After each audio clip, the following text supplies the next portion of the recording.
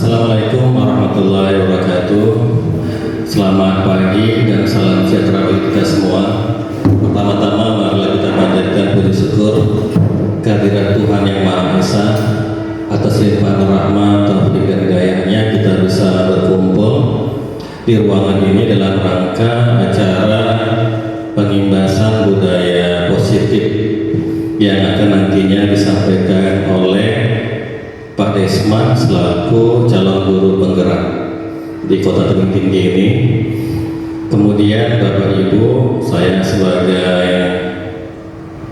wakil kepala sekolah selaku rekan Pak Desman ingin mengajak kita, mari kita dengarkan bersama penyampaian yang akan disampaikan nantinya oleh Pak Desman tentang budaya positif di sekolah yang ini perlu bagi kita untuk terapkan di kelas kita masing-masing, khususnya dalam proses kegiatan belajar mengajar, karena banyak hal-hal yang baik yang kita dapat di program guru penggerak terkait dengan pembelajaran. Sebenarnya budaya positif ini merupakan bagian dari program guru penggerak untuk berbagi sesama guru sekaligus berkolaborasi untuk meningkatkan kualitas pendidikan di Indonesia. Kita tahu bersama di budaya positif ini dasarnya adalah penerapan ajaran filosofi KHD, Ki Hajar Dewantara. Ki Hajar Dewantara itu adalah tokoh pendidikan di Indonesia yang terkenal dengan semboyannya Ing Asus Sungtulodo, Ing Madiang Mangunkarsa, Tutwuri Handayani. Nah, itu nanti dikupas oleh Pak Desman sekaligus tentang restitusi, karena kita akui bersama di sekolah kita ini banyak sekali permasalahan yang kita hadapi kaitannya dengan siswa. Ketika kita berhadapan dengan siswa, kita harus menerapkan, mengedepankan musyawarah.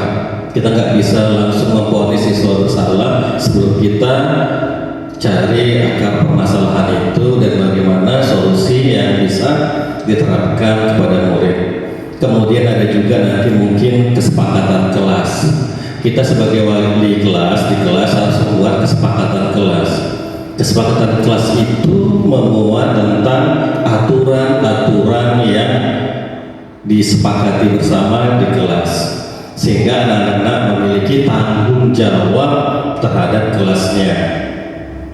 Nah, itulah dia bagaimana yang nantinya akan diterapkan di kelas kita masing-masing, khususnya dan di sekolah. Nanti Pak Desman selaku calon guru penggerak bisa menjelaskan lebih detail lagi tentang penerapan budaya positif di sekolah kita, sehingga dengan pengimbasan ini diharapkan Bapak Ibu bisa berbagi bersama rekan guru yang tidak ada di ruangan ini, berbagi kepada siswa dan berbagi untuk kita diri sendiri. Itulah penyampaian dari saya sekaligus membuka pada kegiatan pengimbasan budaya positif yang akan nanti disampaikan oleh Bapak Desman. Untuk selanjutnya pada Pak Desman saya persilahkan.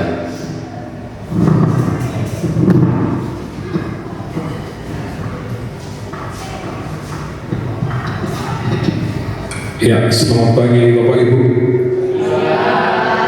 Ya, yang saya hormati Kepala Sekolah SMP Negeri 2, dalam hal ini diwakili oleh Bapak Riki Rijal selaku wakil kurikulum di sekolah kita, dan saya banggakan Bapak Ibu semua yang telah meluangkan waktunya untuk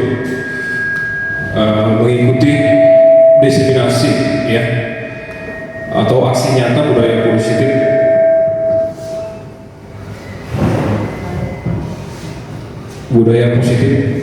di sekolah kita, yang mana tujuan diseminasi ini Bapak Ibu pertama saya jelaskan dulu arti diseminasi adalah diseminasi artinya saya memiliki informasi dan informasi ini perlu saya ibaskan kepada Bapak Ibu. Jadi apa yang saya dapat pada pendidikan guru penggerak akan menjadi tugas saya ibaskan kepada rekan-rekan di sekolah saya, termasuk Bapak Ibu. Jadi ilmu yang saya dapat di guru penggerak saya berbagi kepada Bapak Ibu semuanya. Jadi di sini Bapak Ibu saya menekankan bahwa saya bukan paling orang hebat dari Bapak Ibu. Jadi saya di sini hanya sekedar sharing bagaimana cara kita menerapkan budaya positif dan ini bisa terlaksana di sekolah kita dengan baik. Begitu Bapak Ibu ya. Oke, selanjutnya latar belakang ya, langsung ke materi kita. Latar belakang budaya positif yaitu adalah mewujudkan budaya positif di sekolah bukan hanya tentang perubahan dan kebijakan, tetapi melibatkan perubahan dalam sikap dan perilaku sehari-hari dari semua anggota komunitas sekolah melalui tindakan nyata yang terencana dan berkelanjutan. Maka perlu dilaksanakan aksi nyata atau dalam bentuk pengibasan pemahaman agar budaya positif di sekolah dapat dijalankan dengan baik. Selanjutnya Bapak Ibu, tujuan dari saya berdiri di sini adalah ataupun pengibasan budaya positif yaitu yang pertama mengembangkan budaya positif di kelas dan di sekolah. Kemudian memupuk nilai kebajikan yang mengarah pada profil pelajar Pancasila. Iya, di sini ada pertanyaan romantik Bapak Ibu.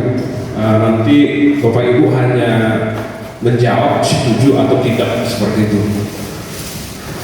Yang pertama, apakah Bapak Ibu setuju pemberian hukuman dapat mendisiplinkan siswa? Setuju atau tidak Bapak Ibu? Setuju ya. Oke, jawaban ini Bapak Ibu simpan dulu. Kemudian yang kedua, apakah Bapak Ibu setuju pemberian hadiah dapat meningkatkan prestasi siswa? Iya, ada yang setuju, ada yang tidak. Ya, ini kan persepsi masing-masing kan berbeda. Nanti kita lihat selanjutnya Bapak Ibu. Yang ketiga, guru memberikan solusi kepada setiap siswa yang bermasalah. Setuju atau tidak? Setuju ya Bapak Ibu. Berikutnya, guru berperan sebagai teman kepada setiap siswa. Setuju atau tidak Bapak Ibu? Relatif Ibu ya. Berarti ada yang setuju, ada juga yang tidak. Ya Bapak Ibu, jawaban ini nanti Bapak Ibu simpan masing-masing setelah kita mempelajari modul yang akan saya sampaikan nanti. Apakah kita nanti sebagai guru ya seperti yang pertama, bahwa untuk mendidik siswa itu kita harus memberi hukuman. Apakah siswa itu berprestasi, apakah kita berikan dulu hadiah atau yang lain Bapak Ibu ya. Nanti kita tahu setelah kita mempelajari modul materi selanjutnya. Iya.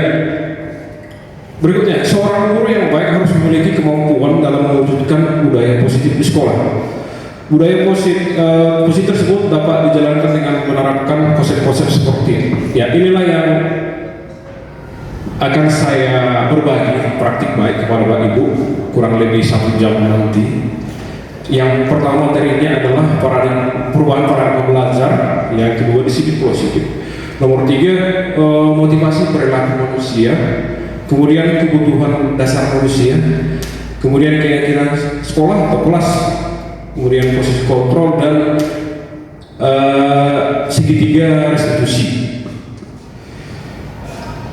Ya, yang pertama paradigma belajar menurut Ki Hajar Dewantara yang sudah disampaikan Bapak Regi tadi juga sudah ada di sini ya. Bahwa yang pertama di situ paradigma belajar menurut Ki Hadi ya, bahwa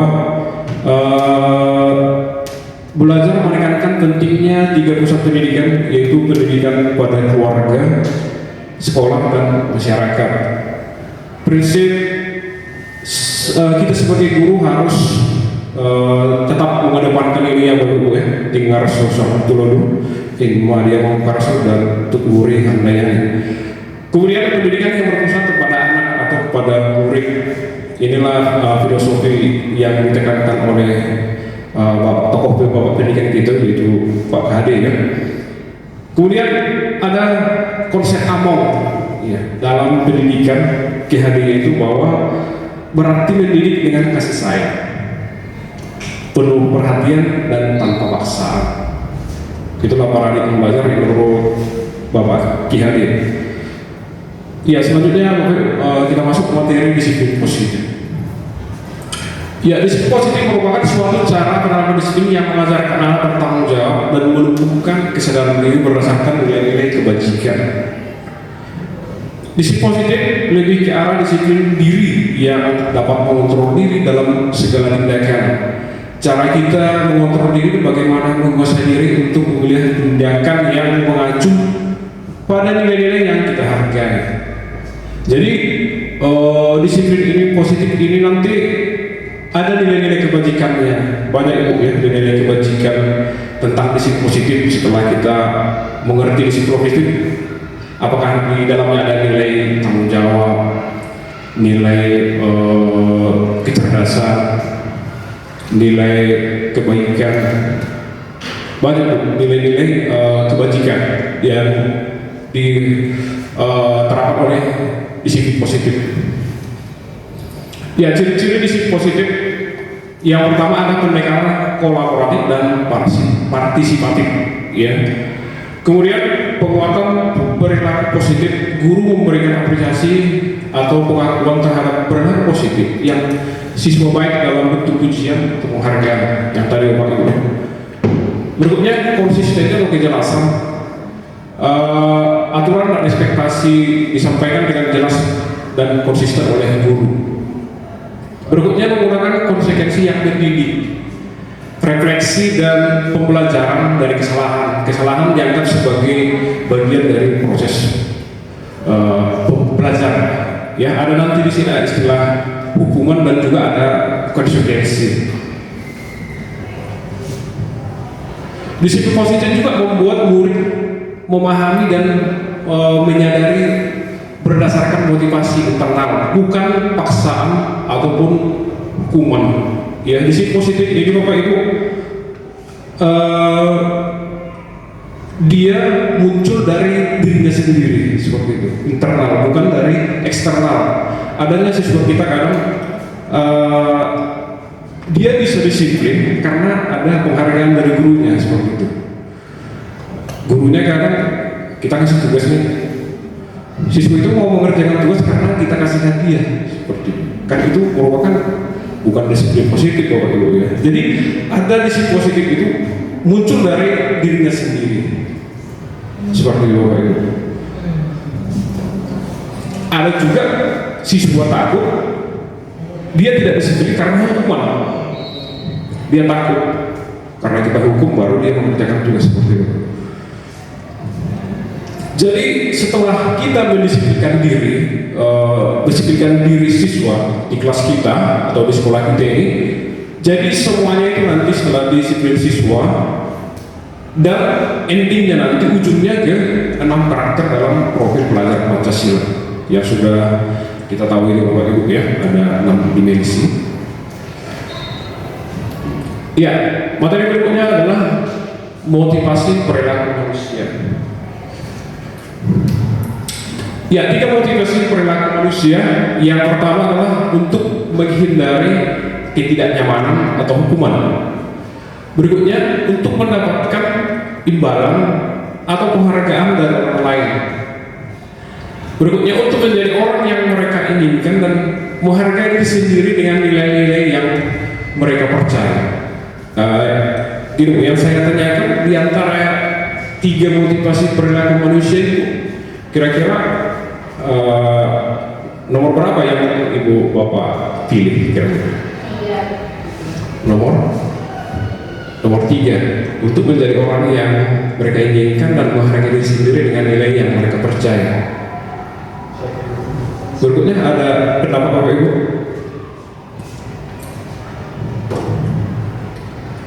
Iya. Nomor 2 ya, untuk mendapatkan imbalan atau penghargaan dari orang lain. Iya. Boleh gue Bapak ya.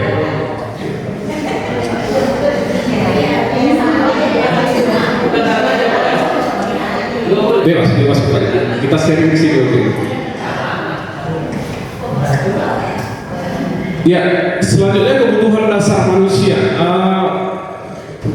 Kenapa kita membahas kebutuhan dasar manusia, Bapak Ibu? Karena siswa-siswa kadang kita ada masalah di sekolah kita, ada kebutuhan dia yang tidak terpenuhi, makanya dia buat kenakalan di sekolah, gitu.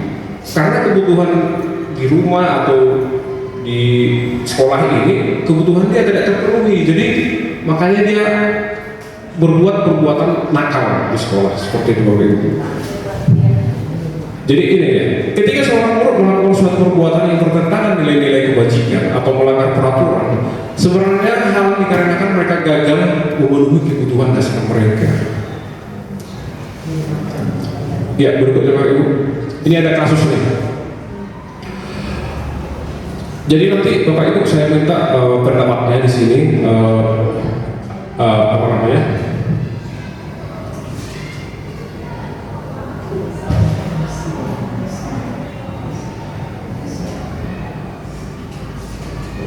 Ya, pendapatnya yang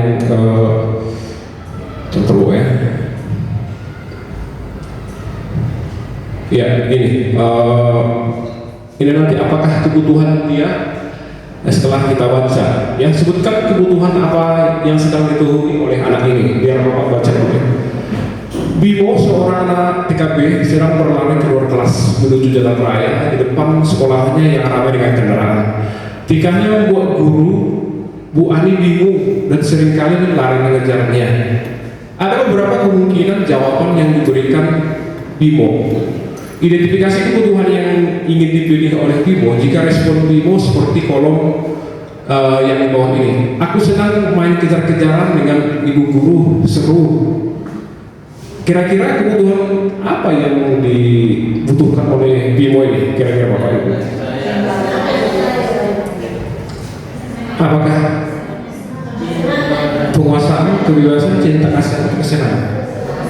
Iya, kesenangan Bapak Ibu. Iya, dia kebutuhannya untuk senang-senang aja gitu, main kejar-kejaran sama ibu gurunya, katanya seru katanya. Oke, berikutnya kasus yang kedua. Dinda, seorang anak kelas 3 SD, begitu tiba di rumah dari sekolah menangis dan mengadu pada ibunya bahwa dia benci pada ibu Rani, gurunya. Menurut Anda kebutuhan apa yang berusaha dipenuhi oleh Dinda? Ya, ibu guru bilang aku tidak boleh bersenandung sewaktu pengerjaan tugas. Katanya kelas kita harus tenang, tidak ada suara, kan enggak seru jadinya. Kebutuhan apa itu yang dibutuhkan oleh si Dinda ini? Kebebasan gue. Karena pada saat belajar dia bernyanyi, kalau bersenam bernyanyi seperti, jadi gurunya nggak suka gitu. Iya, seperti itu Bapak Ibu. Jadi kebutuhan, makanya dia perlu bertingkah di kelas seperti itu. Berarti kebutuhan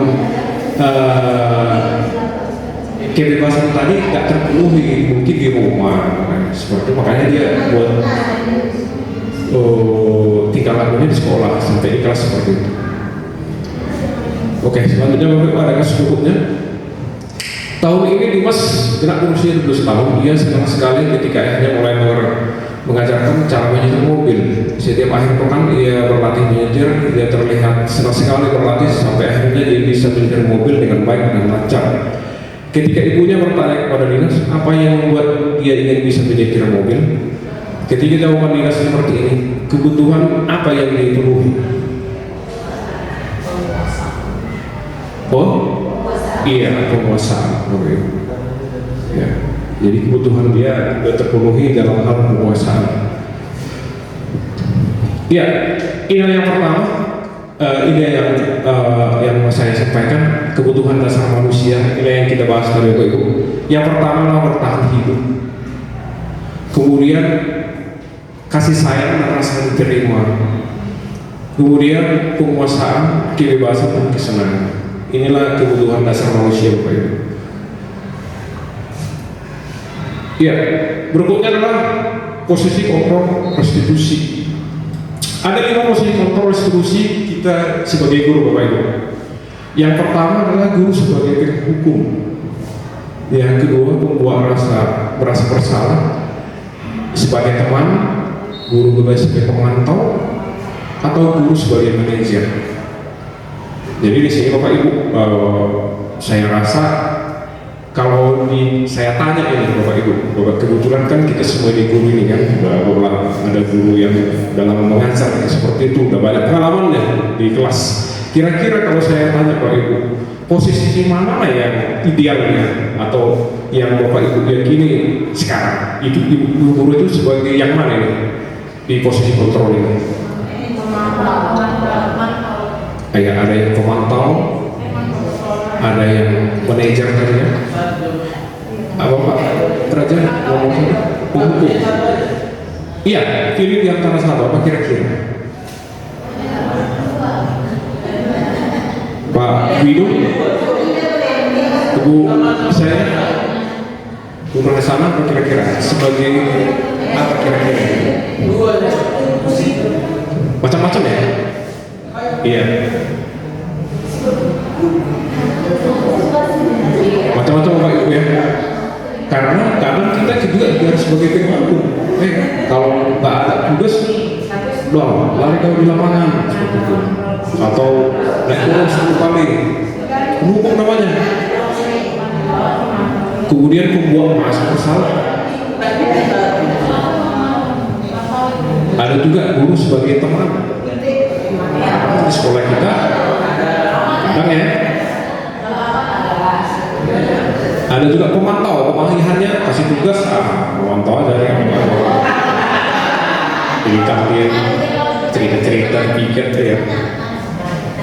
Nah, itu pemantau.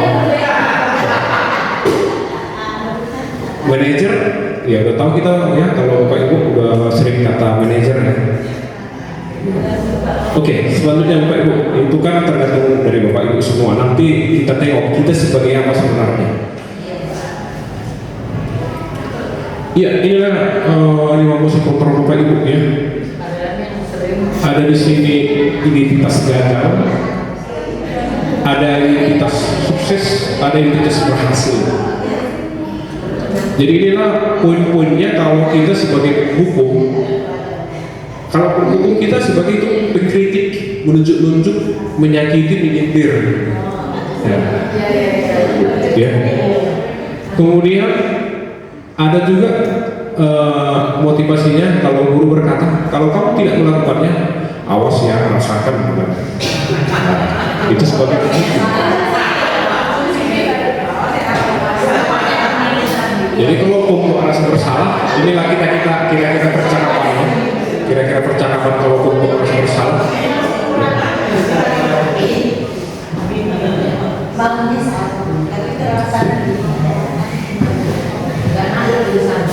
Jadi ini pemantau ya, menyesuaikan diri bila diawasi. Nah itu pemantau. Ya. Kemudian identitas berhasil atau sukses itu pada sebagai manajer. Ini dia mengajukan pertanyaan-pertanyaan. Jadi kalau ada siswa kita yang bermasalah, kita panggil ya, kita panggil ngobrol santai, kita tanya kenapa bermasalah, mengajukan pertanyaan-pertanyaan. Nanti Bapak Ibu di segitiga restitusi kita pelajari nanti bagaimana kita menangani siswa yang bermasalah. Apakah kita sebagai di antara 5 posisi kontrol ini atau gimana? Selanjutnya Bu, ayo nih bagikan video, silakan Bu.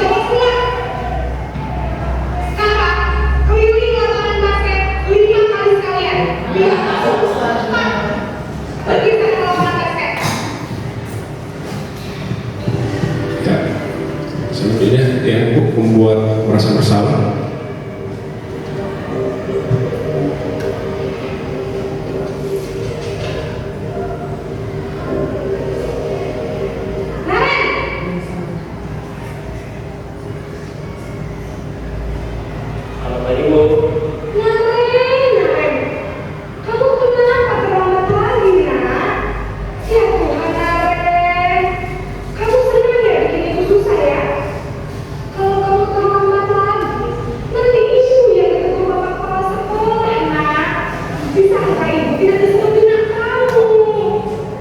Duh, gimana ini? Maaf Bu. Duh, Gusti Naren. Kamu suka ya kayak gitu sama saya.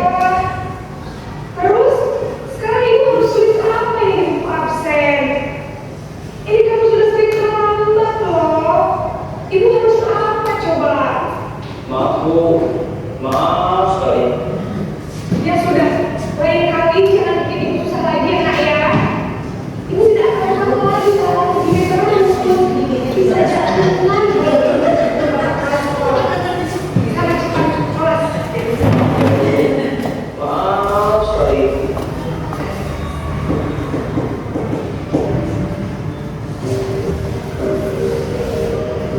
Naren!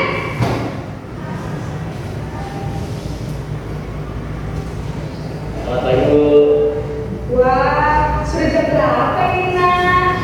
Berapa lagi ya sayang? Iya Bu. Tadi guru saya mau menolongin saya Bu. Kamu malah menyalahkan anak kamu. Kamu bukannya anak yang kali kerja. Apa sih? Iya Bu. Saya memang terlalu malu tadi. Jadi biarpun saya lari kencang, tetap ada kerja Bu. Ya sudah sana. Nanti lain kali larinya lebih kenceng lagi ya. Bikin lebih ibu. Bisa kan? Bisa Bu. Ya sudah sana keluar. Ibu beresin urusan absen kamu. Kamu ini ada saja.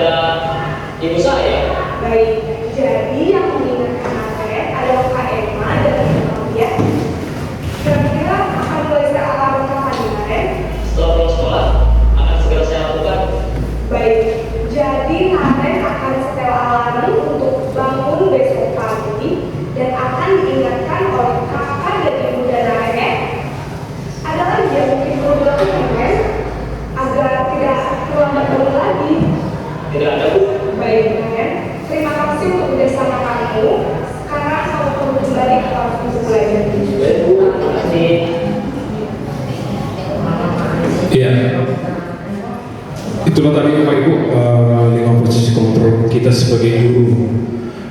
Jadi di sini dari tayangan video itu Bapak Ibu, posisi kita sebagai guru yang manalah idealnya di antara posisi 5 kontrol yang video tadi, yang apakah sebagai penghubung, teman, pemantau seperti itu, sampai yang manajer tadi. Ada memberikan pendapat juga?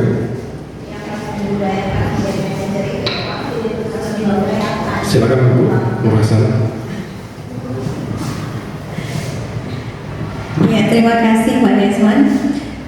Dari 5 macam posisi kontrol tadi yang diperankan lewat video, yang terbaik menurut pandangan saya yang peran yang kelima ya sebagai manajer, yang perlu kita tumbuh kembangkan, yang mungkin perlu kita sedikit mengikis sebagai penghukum itu, mungkin perlu kita kikis. Mungkin selama ini ada juga sih sesekali dilakukan kan Pak. Semua itu memang pernahlah dilakukan, dan untuk ke depan mungkin akan lebih baik memantapkan, melatih diri untuk bisa jadi manajer, membimbing anak untuk mencapai kepada kesimpulan sesuai dengan keyakinan diri dia sendiri untuk memperbaiki sikapnya. Terima kasih Pak. Iya, terima kasih Ibu Marasana yang memberikan pandangannya. Itu pandangan Ibu Musana tadi sebagai manajer. Ya, jadi Bapak Ibu, saya berikan kesimpulan yang kami dapat di grup penggerak, bahwa posisi kita sebagai di antara 5 posisi kontrol itu yang paling ideal adalah sebagai manajer. Jadi kalau ada yang bermasalah siswa, baik tingkah laku, perbuatan ataupun permasalahan apapun itu, kita posisikan sebagai manajer, bukan posisi sebagai yang ampat tadi Pak. Itu sih yang paling idealnya. Jadi selama ini kita di kelas atau di sekolah ini macam-macam Bapak Ibu ya. Jadi inilah tugas saya sebagai guru melakukan penyimbasan di antara posisi kontrol guru yang Bapak Ibu. Oke, selanjutnya Pak Ibu, iya, inilah itu tadi sebagai manajer. Jadi guru dapat berbuat sesuatu bersama murid, mempersilahkan murid bertanggung jawab dan mendukung murid agar dapat menemukan solusi. Nah, tadi kan dia terlambat ke sekolah, kemudian yang posisi manajer tadi, guru tadi menanyakan apa solusi kira-kira dia tidak terlambat ke sekolah, seperti itu. Jadi kalau sebagai hukum tadi kan langsung disuruh dia pakai di lapangan seperti itu. Jadi kita sebagai guru kita yaitu menemukan atau mempersilahkan murid bertanggung jawab dan menemukan solusinya. Apa kira-kira permasalahan yang sedang terjadi? Apakah kita hubungkan dengan kebutuhan dasar tadi? Apakah memang kebutuhan dasar dia di rumah, atau mungkin dia terlambat sarapan atau gimana? Kan banyak masalah di rumah. Seperti itu, makanya dia terlambat ke sekolah. Seperti itu Bapak Ibu. Jadi selain itu posisi manajer mengacu pada restitusi yang dapat menjadikan murid sebagai manajer bagi dirinya sendiri, sehingga dapat tercipta identitas positif pada diri murid. Ya, selanjutnya kita masuk ke materi keyakinan kelas atau keyakinan sekolah. Keyakinan kelas sekolah yang pertama di situ, guru berperan dalam mewujudkan terbentuk keyakinan sekolah atau kelas dengan adanya kesempatan antara guru dan murid. Selanjutnya, keyakinan sekolah atau kelas berupa pernyataan-pernyataan universal yang mudah diingat dan dipahami dan harus diterapkan di lingkungan sekolah. Ya, selanjutnya Bapak Ibu, ya seperti saya di kelas saya kelas 85 Bapak Ibu ya. Selama ini memang sebelum saya mengikuti guru penggerak ini, ya tidak ada saya buat ini gitu, biasa aja. Jadi untuk mendisiplinkan siswa sebenarnya harus kita buat di kelas sebagai buat di kelas juga membuat keyakinan kelas atau sekolah seperti saya gitu kan, kehadiran datanglah ke kelas tepat waktu setiap hari. Jadi kalau ada siswa yang terlambat, kita tanya balik lagi, kenapa kamu terlambat? Apakah nggak sesuai dengan kelas kita kamu terlambat? Pasti kan kita tanya. Kan keyakinan kelas tadi kan udah kita udah kesepakati, ya. Ini ada kesepakatan antara guru dan murid. Jadi pada saat membuat keyakinan kelas ini, kita buat juga semacam seperti tahu jawab kepada siswa. Kira-kira apa keyakinan yang mau kita buat di kelas kita ini? Kita tanya sama mereka. Jadi pada saat mereka bertingkah di luar keyakinan atau kesepakatan yang kita buat, kita tagih balik lagi. Keyakinan kan sudah kita buat, kenapa kamu melanggar seperti itu?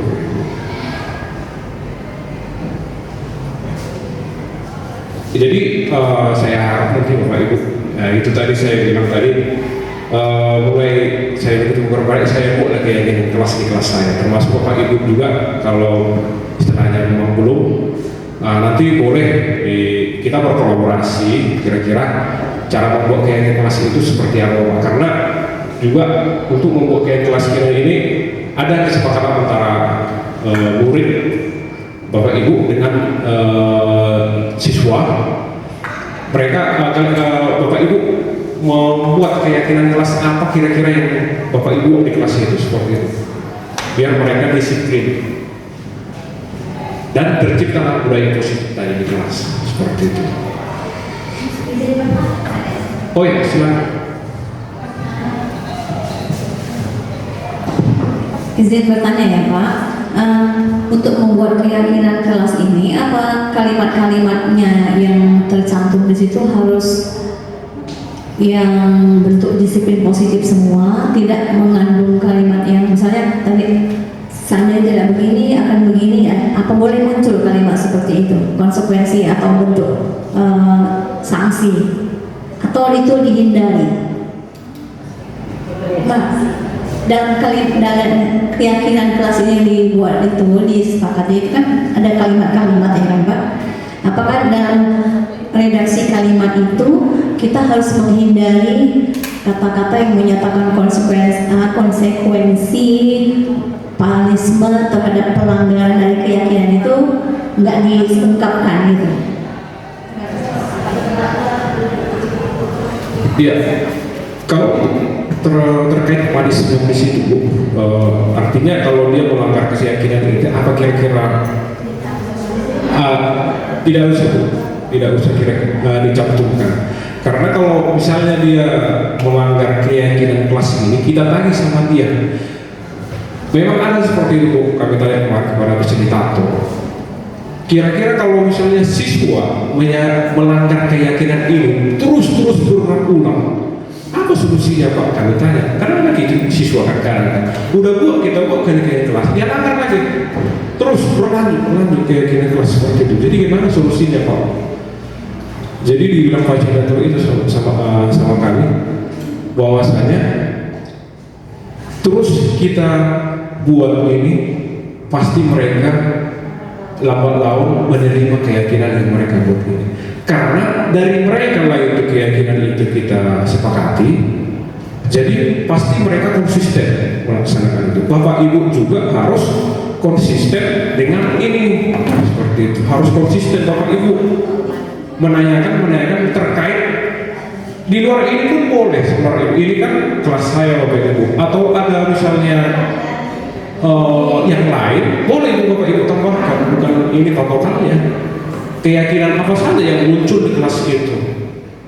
Ini kan menyangkut kebersihan, pakaian, peralatan, tugas, partisipasi, kedisiplinan. Boleh, apa yang mereka nanti tanya, kita tanyakan kepada mereka, apa kira-kira kita buat. Jadi ditemukanlah kata-kata yang universal, mudah diingat. Seperti itu kan yang ini. Jaga kebersihan kelas dan meja masing-masing. Boleh dipersingkat lagi kata-katanya biar mereka lebih ingat. Misalnya, buanglah sampah pada tempatnya, seperti itu. Jadi ada kata-kata yang mudah diingat, seperti itu. Iya. Ya. Jadi kalau ada misalnya siswa-siswa yang bermasalah ataupun di luar dari keyakinan masing itu, kita tanya sama mereka. Ya, jadi itu kira-kira menekan biar siswa kita lebih menerapkan budaya positif di sekolah kita, Bapak Ibu. Ya, selanjutnya Bapak Ibu kita masuk materi selanjutnya, yaitu segitiga restitusi. Segitiga restitusi adalah konsep dalam pendidikan yang digunakan untuk membantu siswa belajar dari kesalahan dan mengembalikan hubungan serta tanggung jawab mereka setelah melanggar aturan atau norma yang berlaku. Selanjutnya Bapak Ibu. Ya, ciri-ciri segitiga restitusi.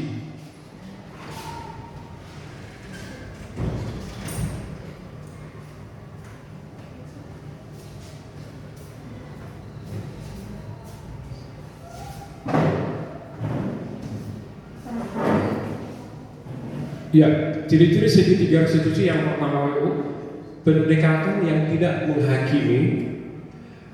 Jadi di situ guru berperan sebagai fasilitator yang membantu siswa memulai proses pemulihan tanpa menghakimi atau menghukum secara berlebihan. Fokusnya adalah pada pembelajaran dan pemulihan, bukan pada hukuman. Ciri yang kedua, pengembangan tanggung jawab diri. Siswa didorong untuk mengambil tanggung jawab penuh atas tindakan yang mereka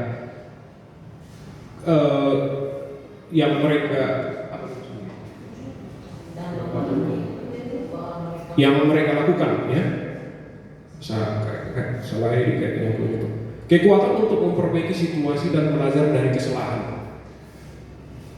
Yang berikutnya adalah pemulihan relasi. Restitusi tidak hanya memperbaiki tindakan, tetapi tentang memulihkan dan memperkuat hubungan antara siswa dan guru dan rekan-rekan mereka. Ini membantu menciptakan lingkungan belajar yang lebih positif dan kolaboratif. Ya, tahapan dalam segitiga restitusi Bapak Ibu ada 3. Yang pertama adalah menstabilkan identitas, kemudian validasi tindakan yang salah, berikutnya menanyakan keyakinan. Itulah yang keyakinan yang tadi yang saya tampilkan. Yang pertama, menstabilkan identitas dilakukan berdasarkan prinsip bahwa membuat kesalahan adalah bagian dari proses pembelajaran yang nantinya akan menggeser identitas gagal ke arah identitas sukses. Inilah kira-kira percakapan kalau misalnya kita dalam menghadapi siswa yang bermasalah. Yang pertama adalah menstabilkan identitas. Inilah kira-kira yang kita utarakan, yaitu berbuat salah itu manusiawi. Tidak ada manusia yang sempurna. Kita pasti bisa menyelesaikan permasalahan ini. Berikutnya, kita sebagai guru mencari tahu siapa yang benar atau siapa yang salah. Jadi kalau ada siswa, percakapan yang kita mulai, kita tanya dulu. Di sini Bapak bukan mencari siapa yang salah, siapa yang benar. Jadi di sini kita mencari solusi. Seperti itu Bapak Ibu. Jadi berikutnya, kalau kamu menyalahkan dirimu sendiri terus-menerus, apakah kamu bersikap baik pada dirimu sendiri? Nah, itu yang pertama. Nanti ada prakteknya Bapak Ibu ya. Kalau misalnya ada kasus juga nanti saya tampilkan untuk praktek segitiga restitusi ini. Yang kedua, tahapan restitusi yang kedua adalah validasi tindakan yang salah. Kita validkan dulu dia berbuat salah itu karena apa. Jadi di sini dilakukan berdasarkan prinsip bahwa setiap perilaku berupaya memenuhi suatu kebutuhan tertentu, yang tadi kebutuhan dasar manusia tadi. Sehingga guru atau orang tua akan bergeser dari pemikiran stimulus respon menjadi proaktif, serta akan lebih mengenali dan mengakui kebutuhan murid. Inilah kira-kira yang kita tanyakan. Kamu punya pasti alasan mengapa kamu melakukan hal itu.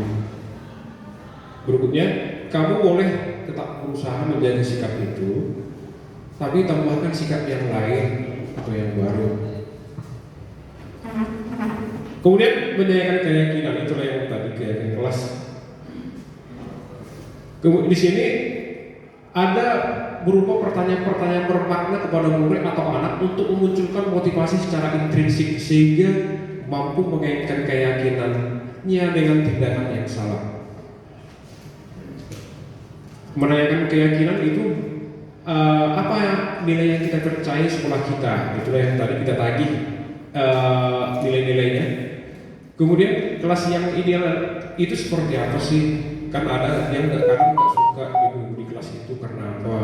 Kita tanyakan mengapa, apa keinginan untuk kelas yang ideal itu seperti apa, nak, seperti itu. Kemudian kamu ingin jadi anak seperti apa? Apa yang kamu rasakan? Menurutnya ketika kamu melakukan itu, kamu menjadi orang yang seperti apa? Itulah untuk menanyakan keyakinan. Jadi itulah Bapak Ibu diseminasi yang saya tampilkan untuk kasus untuk atau sebelumnya ada yang mau ditanyakan dulu mengenai materi saya yang mulai dari paradigma belajar sampai ke segitiga restitusi. Ada Bapak Ibu yang mau ditanyakan? Biar saya tampilkan kasus untuk segitiga restitusi. Ada Bapak Ibu pertanyaan? Tidak ada Bapak ya?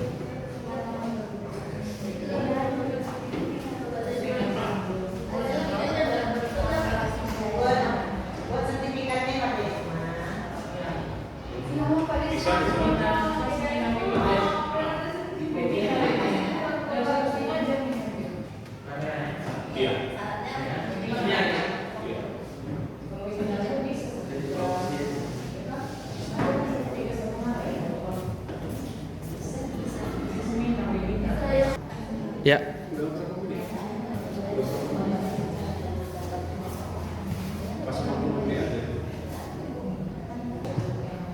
Oke, Bapak Ibu. Jadi di sini kita akan, ya Bapak Ibu, di sini kan kita lihat dulu cara mempraktekkan segitiga restitusi tadi pada menangani kasus yang pada siswa yang ada masalah. Ini bermacam-macam Bu, kasus yang kita temukan di sekolah ini bermacam-macam. Ini kasus pertama, akan saya bacakan buat Bapak Ibu. Guru matematika dan wali kelas 8 Ibu Santi sakit sehingga tidak dapat masuk dan mengajar. Akhirnya dicarikan guru pengganti. Ibu ini baru 2 tahun menjadi guru SMP. Beberapa murid perempuan, Vivi dan Natali, mengetahui hal ini dan mulai menggunakan kesempatan dan bersikap seenaknya. Tertawa dan tidak mengindahkan kehadiran Ibu Eni. Ibu Eni mencoba menyapa Vivi dan Natali dengan ramah sambil mengingatkan mereka untuk tetap fokus pada pengerjaan tugas. ayolah tugasnya dikerjakan, nanti ibu ditegur bapak kepala sekolah kalau kalian tidak kerjakan tugas, tolong bantu ibu ya. Namun Vivi dan Natali malah jadi tertawa. Ah ibu santai aja bu, mereka tidak mengerjakan tugas dan malah ngobrol.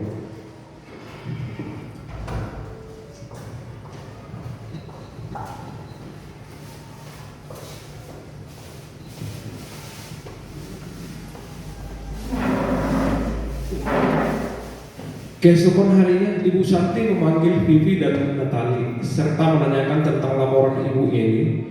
Ibu Santi menanyakan apakah mereka bersedia memperbaiki permasalahan yang ada. Vivi dan Natali sempat ragu-ragu dan membela diri, namun pada akhirnya mengatakan akan meminta maaf. Ibu Santi menanggapi bahwa tindakan itu tidak boleh saja dilakukan bila mereka sungguh-sungguh ingin meminta maaf. Namun Ibu Santi menanyakan kembali apa yang mereka bisa lakukan untuk menggantikan rasa tidak dihormati Ibu Santi. Baik Vivi maupun Natali mengakui bahwa perilaku mereka tidak sesuai dengan keyakinan kelas. Ibu Santi melanjutkan kembali apa yang mereka lakukan untuk memperbaiki masalah. Apakah ada gagasan? Setelah berpikir sejenak, Natali dan Vivi mengusulkan bagaimana mereka mengadakan sebuah diskusi kelompok dengan teman kelasnya. Tema mereka yang pilih adalah penerapan penyakitan kelas, terutama tentang sikap saling menghormati dan bagaimana penerapannya di hari-hari sekolah. Usulan kedua adalah mengirim email kepada Ibu Eni tentang gagasan mereka tersebut. Mereka memberitahu Bu Eni bahwa mereka telah memberitahu kepala sekolah Pak Hasan bila ada waktu ketiadaan guru, maka mereka akan mengusulkan Ibu Eni sebagai guru. Usulan kedua untuk mengirim email kepada Ibu Eni tentang gagasan mereka tersebut. Jadi intinya ya Bapak Ibu, kasus ini adalah ada guru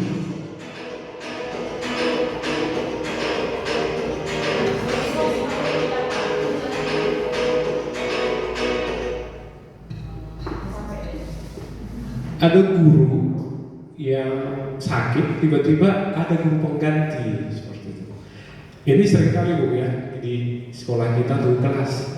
Jadi ada guru aslinya, tiba-tiba diganti oleh guru pengganti. Jadi ada siswa ini tidak menghargai guru pengganti tadi. Seperti itu, ini kasusnya.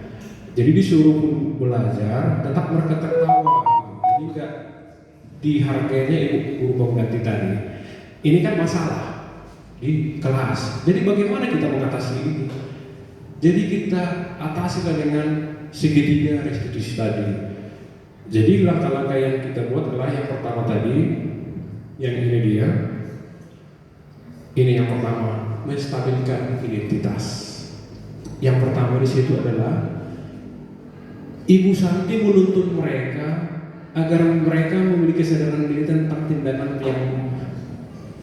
mereka dengan menyenangkan. Apakah kalian bersedia memperbaiki permasalahan yang ada? Itu menstabilkan identitas dulu. Jadi nggak langsung kita kasih hukuman seperti tadi kan? Apakah kita sebagai posisi kontrol guru tadi yang 5 tadi? Apakah kita sebagai hukum? Karena kita kan udah gitu kan, langsung kita suruh keluar atau suruh berdiri di situ, macam-macam lah. Jadi kita selesaikan masalah tadi dengan segitiga restitusi. Ini yang pertama, menstabilkan identitas. Jadi misalnya Ibu Santi tadi menuntut mereka, apakah bersedia memperbaiki kesalahan ini? Gitu. Boleh juga Ibu Santi bilang kalau kita lihat tadi sebagai manusia kita tidak luput dari kesalahan. Nah, seperti itu kita stabilkan dulu siswa kita itu. Gitu. Tahapan yang kedua adalah ini validasi tindakan yang salah, kita validkan.